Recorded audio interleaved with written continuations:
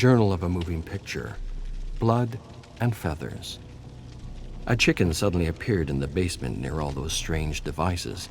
We chased it up and down the tower until finally Elaine caught it and, grabbing the bird by the legs, continuously pummeled it against the stone floor until the whole room filled with blood, feathers, and screams. She seemed a little disturbed by her sudden loss of control. We all were.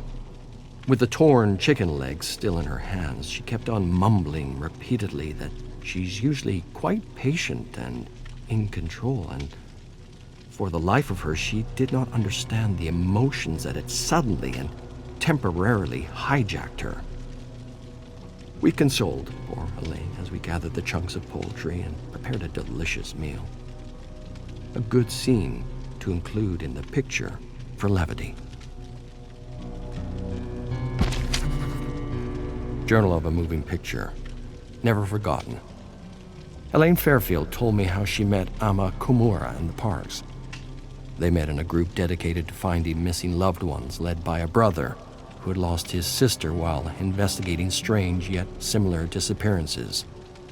The group eventually figured out a way to enter this cosmic hell with the brother's research, but were somehow separated along the way. She says they were attacked by a creature she couldn't really describe, but it seemed to be everywhere and nowhere at the same time. I didn't really understand what she was going on about. Whatever it was, I'm glad they found me and pulled me out of the bear trap when they did. I'm also glad the brother entrusted Mr. Park with the research before they were separated. And I hope there's something in there that will help us return home. Otherwise, we'll probably end up doing to each other what Elaine did to that poor chicken. On that note, Yasmin Kassir didn't find the chicken incident very funny, nor did she think it would make a good scene in a movie picture. I'm not sure she represents the target audience I'm after.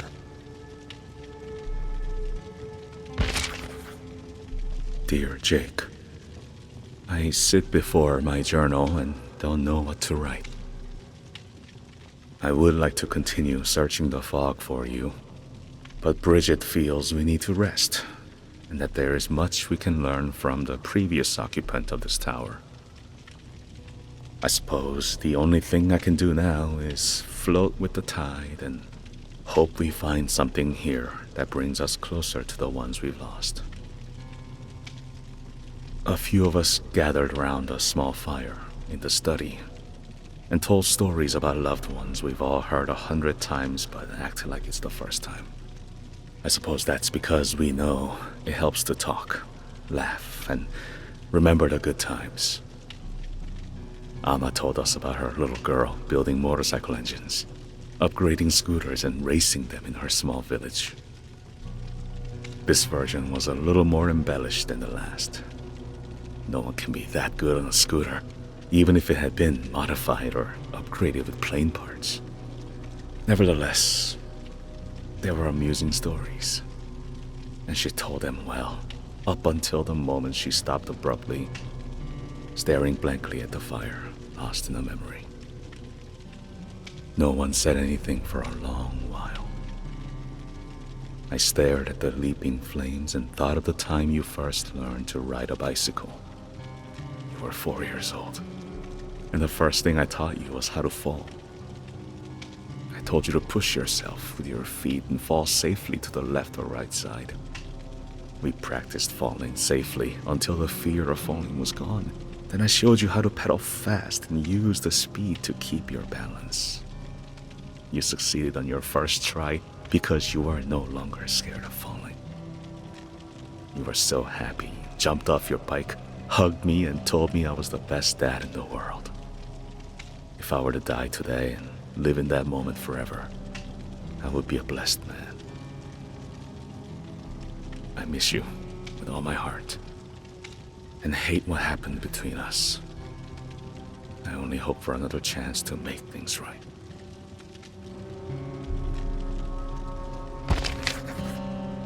Chamber of Blood, Day of Night. Jaden, 1. 23-year-old Jaden pushed through the fog as he approached the entrance of an abandoned motel. He wiped the cold sweat from his brow, opened the creaking door, and entered the dark lobby. At once his heart sank as he stared upon a grim scene of death. Strewn across the floor were human corpses and the decaying remains of squid-like creatures, unlike anything he had ever seen before. He took a moment to compose himself. His bruised face, swollen feet, and tattered clothes gave testament to the long and arduous journey through this dark dimension to find his adopted sister, Haley. Back home, he had connected with others who had lost loved ones in similar circumstances, and together they had collected relics and artifacts with secret symbols that eventually helped them open a portal into this world made of nightmares. But no sooner had they entered the nightmare than they had been separated while being attacked by a shadow creature with an insatiable appetite for darkness. Now Jaden was alone. Without the research, or the codex as some of them had grown accustomed to calling it, he wasn't sure how he would escape when he found his sister. But he tried not to think about his predicament as he entered the lobby, feeling like something or someone was watching him. Some distance away, he had found the ruins of a tower with skeletons strewn across a mini-putt, with an old French song playing on a scratchy gramophone. Now, he was in an abandoned motel, reeking dead creatures around him. He didn't know what else to expect, but he was sure of one thing. More deadly creatures and mysterious ruins would be in the fog. Much more. Everything he had discovered about this world suggested it was a garden of infinite darkness beyond time and space. Death, he had read, was not an escape. Cautiously, Jaden walked down a deathly silent corridor with shaking hands towards a door. Above the door, an exit sign blinked in and out of existence. The only sign of life was a rat the size of a dog chewing on the putrid flesh of one of the bloated squid creatures. As he passed a pile of bodies, he felt something behind him. He turned to see a sudden flash. An instant later, he was staring down the edge of a gleaming katana. He gasped as he found himself staring at a woman in a red and black kimono. She reminded him of a protagonist in a story Haley had been collecting by an anonymous 18th century Japanese author. "Saku, wait!" Jaden's heart gave a great leap as he instantly recognized Surin's voice. He turned to see several other familiar faces amongst a small group of survivors. Beyond the faces, he recognized Olivia, Sean, and Elias. He thought he saw Haley's estranged uncle, Mahan, in blood-stained fatigues, carrying a semi-automatic rifle. Surin urgently turned to face a woman beside him, Ariella. He said, "Tell Saku we know him. His name is Jaden. He came with us through the portal. We got separated. This place, it has his sister." Ariella nodded, then gently placed her hand on Saku's wrist, translating Surin's words into Japanese. Within moments, Saku nodded her understanding and lowered her katana. Jaden breathed again as Surin tossed him a rifle and a rusty machete, then introduced him to the new members of the group and told everyone to prepare for another assault from the fog. An instant later, they dispersed to barricade and fortify the motel.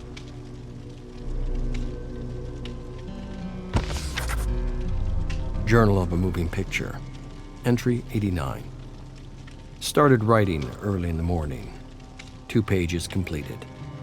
Focused on the chicken episode, which entertains in a number of ways.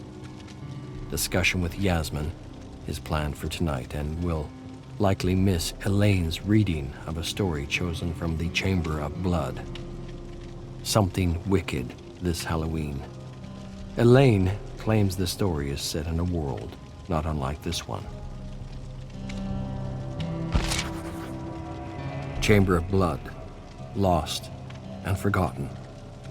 A reverberating explosion somewhere in the distance roused the 5 prisoners in their small, muddy, vermin-infested dungeon. One bearded prisoner sat up and stared at several names etched in a rock by the door. It read, Amar Singh, 1914, Adama Komba, 1915, Omar Halimi, 1916, Amrik, 1917, Roop, 1917. The prisoner had the sudden instinct to etch his own name, lest he be forgotten. And so he grabbed a small, sharp stone, and just as he began to etch out his name, the thick wooden door slammed open, and enemy soldiers shouted curses at the 5 prisoners in a language none of them understood, while threatening them with gleaming bayonets. The enemy soldiers gestured for them to stand, then ushered the 5 prisoners out of the darkness and into the golden light of dawn through a muddy 6-foot trench reeking of death. As the prisoners hobbled toward a clearing, one soldier addressed them in broken English, telling them they had the honor of helping their captain and perhaps avoiding early morning target practice. The 5 prisoners stood by the trench wall as an enemy soldier balanced tin cans over their heads. A translator approached them with the captain. The captain spoke, and the translator quickly interpreted, saying, "One of you bastards will tell me about your secret mission. Speak up, and I promise to send you to a proper camp where you'll be fed and given immediate medical attention." None of the 5 responded. The captain smirked, took 20 paces back, cocked his rifle, aimed, and hit one soldier in the forehead, splitting his skull in 2, sending a spray of blood across the other 4. The captain regarded them, hesitated, then cocked the rifle again. A sudden crack, and another prisoner fell as the captain mockingly apologized for his terrible aim. With a laugh, the captain aimed the rifle, squeezed the trigger, and hit the tin can off the next prisoner. The can fell against the sandbags lining the trench. The captain prepared his rifle and shifted his aim to the next prisoner. The prisoner stared at the rifle, closed his eyes, and repeated a phrase in an unknown language that resembled Latin. And just as the captain made to pull the trigger, a sudden, piercing whistle suddenly caught everyone's attention. By the time the captain looked up, it was already too late, and he was reduced to fleshy fragments and bone shrapnel by an 18-pounder.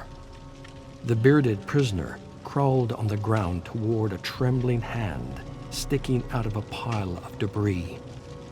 He frantically dug through the dirt and rubble as muffled screams and explosions filled his ears. Breathing hard, he managed to dig out one face and then another. Then he rose on shaking legs, grabbed one prisoner by the uniform, and pulled him to his feet.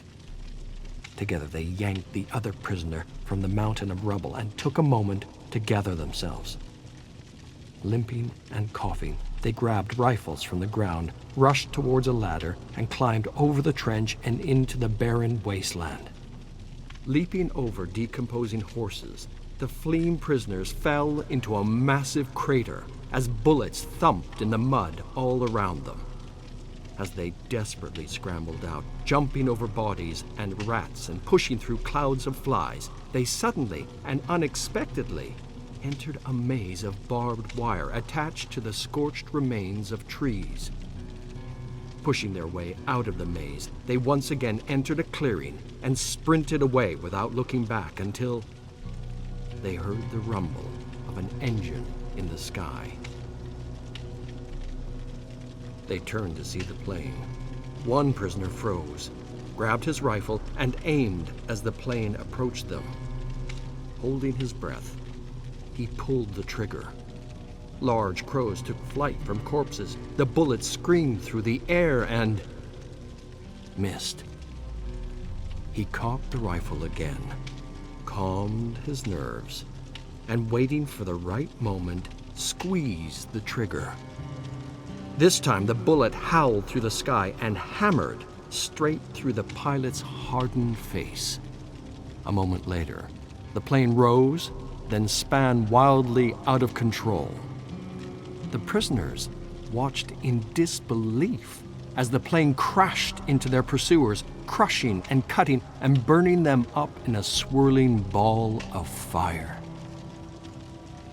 As they took in the grisly scene, the world seemed to tremble violently, and the ground beneath their feet instantly disappeared. The three prisoners fell, arms flailing, into a massive sinkhole as dust, soot, and barbed wire covered them. When the dust settled, the three prisoners surveyed their surroundings to discover they were in an ancient temple immersed in a strange black fog. Arcane symbols were etched into the surrounding walls.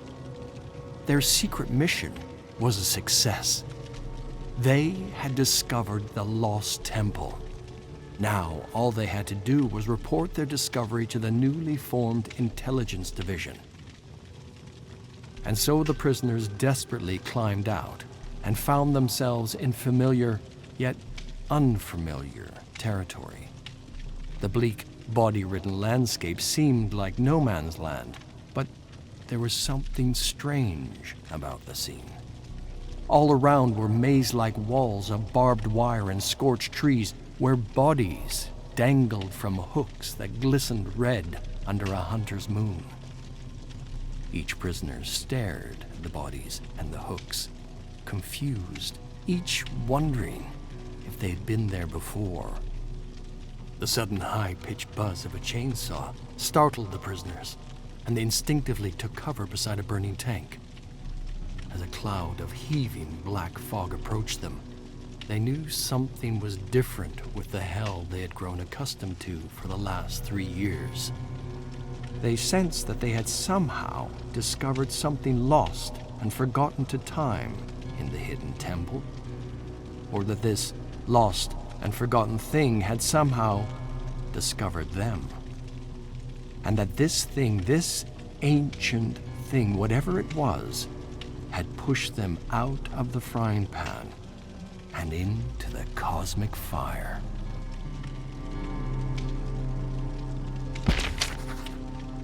Chamber of Blood. Office of Strategic Magik. Memo. Concerning Dr. Stomper, we are concerned about having Stomper lead subproject 774.